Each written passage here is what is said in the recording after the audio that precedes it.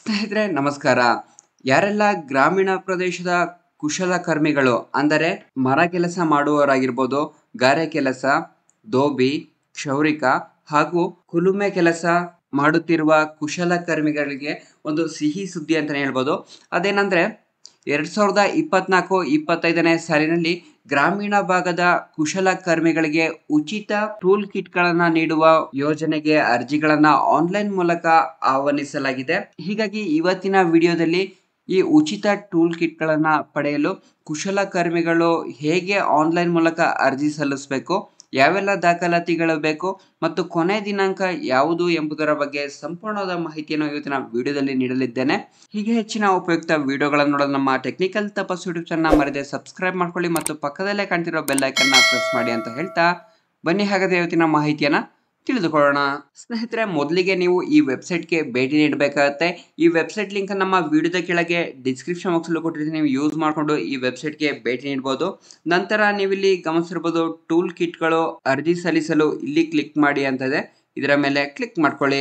ನಂತರ ಈ ರೀತಿಯಾದ ಒಂದು ಆನ್ಲೈನ್ ಅಪ್ಲಿಕೇಶನ್ ಓಪನ್ ಆಗುತ್ತೆ.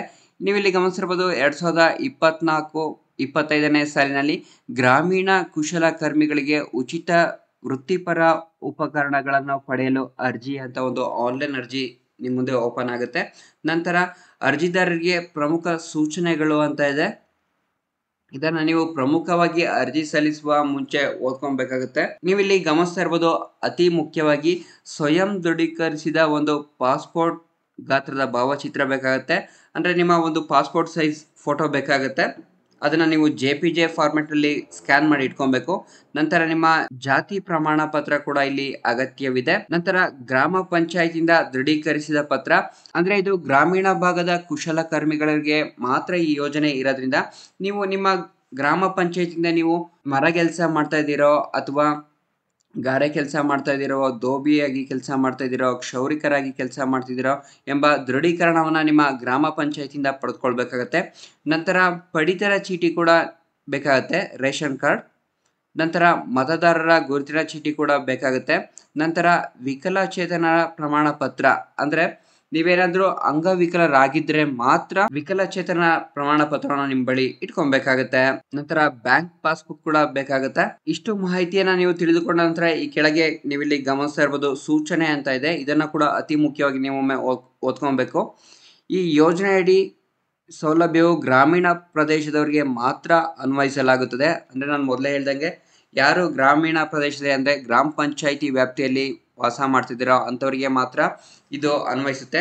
ಇದರ ನಂತರ ಈಗಾಗಲೇ ಇಲಾಖೆ ವತಿಯಿಂದ ಸೌಲಭ್ಯ ಪಡೆದ ಫಲಾನುಭವಿಗಳು ಅರ್ಜಿ ಸಲ್ಲಿಸಲು ಅರ್ಹರಾಗಿರೋದಿಲ್ಲ. ಅಂದ್ರೆ ಈ ಹಿಂದೆ ನೀವೇನಾದ್ರೂ ಅರ್ಜಿ ಸಲ್ಲಿಸಿದ್ರೆ, ಈ ಯೋಜನೆ ಅಡಿ ಅರ್ಜಿ ಸಲ್ಲಿಸಿ ಉಪಕರಣಗಳನ್ನ ಪಡೆದುಕೊಂಡಿದ್ರೆ ಅಂಥವ್ರು ಈ ಯೋಜನೆಗೆ ಅರ್ಜಿ ಸಲ್ಲಿಸಕ್ಕಾಗಲ್ಲ. ನಂತರ ಆನ್ಲೈನ್ ಅರ್ಜಿಯೊಂದಿಗೆ ದಾಖಲಾತಿಗಳನ್ನು ಆಯಾ ತಾಲೂಕಿನ ವಿಸ್ತರಣಾಧಿಕಾರಿ ಕಚೇರಿಗೆ ಕಡ್ಡಾಯವಾಗಿ ಸಲ್ಲಿಸತಕ್ಕದ್ದು. ಅಂದ್ರೆ ಸ್ನೇಹಿತರೆ, ನೀವು ಆನ್ಲೈನ್ ಮೂಲಕ ಅರ್ಜಿ ಸಲ್ಲಿಸಿದ ನಂತರ ನಿಮ್ಮ ತಾಲೂಕಿನಲ್ಲಿ ಕೈಗಾರಿಕಾ ಇಲಾಖೆಯ ಅಧಿಕಾರಿಗಳಿರ್ತಾರೆ.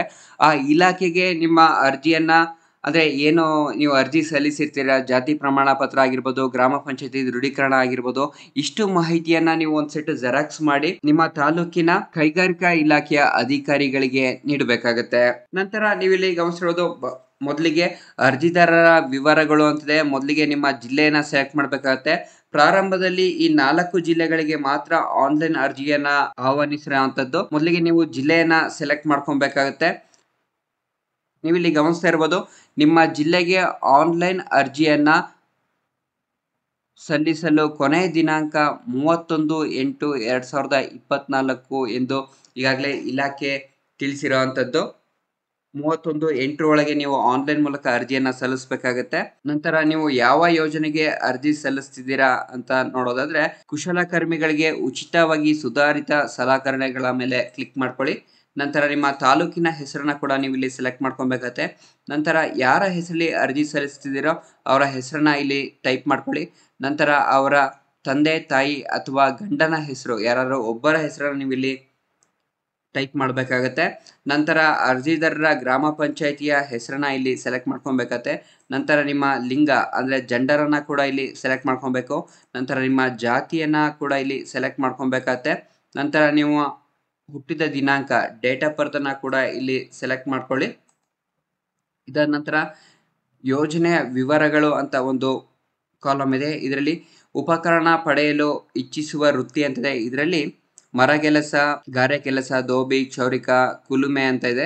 ನೀವು ಯಾವ ಕೆಲಸವನ್ನ ಮಾಡ್ತಾ ಇದ್ದೀರಾ ಆ ಕೆಲಸದ ಮೇಲೆ ನೀವು ಸೆಲೆಕ್ಟ್ ಮಾಡ್ಕೊಬೇಕಾಗತ್ತೆ.